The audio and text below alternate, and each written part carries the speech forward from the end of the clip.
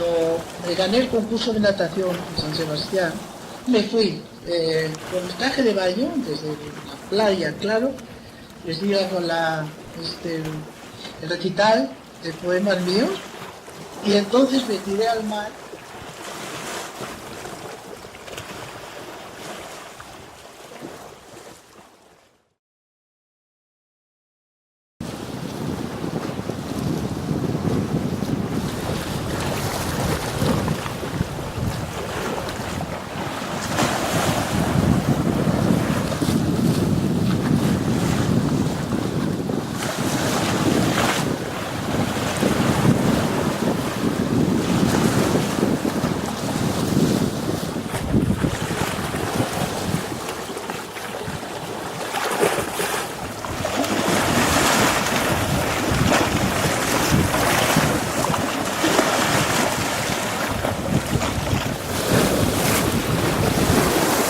Incansable mar, que bate mis orillas, qué nostalgias me grita en su batir eterno. Remonto mi memoria, ¿dónde estuve yo antes de esta vida? ¿Qué sueño fue anterior a este sueño? ¿Era gloria?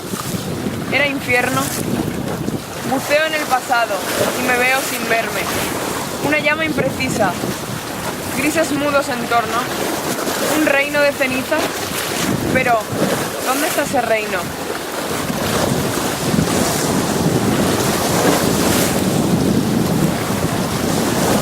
A la luna en avión o dentro de un proyectil disparado en un cañón. Pero saltar a la luna en esta noche de enero tan clara como ninguna. Múltiple salto mortal que no podré conseguir ni aun con alas de metal.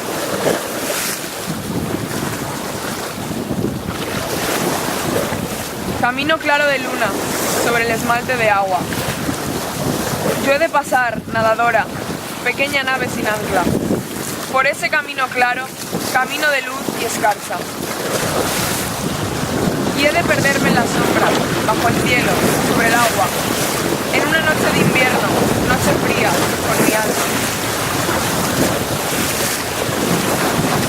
Horizonte, espumas, azules fríos, salteando olas, torsos radiantes, en únicas danzas y acrobacias.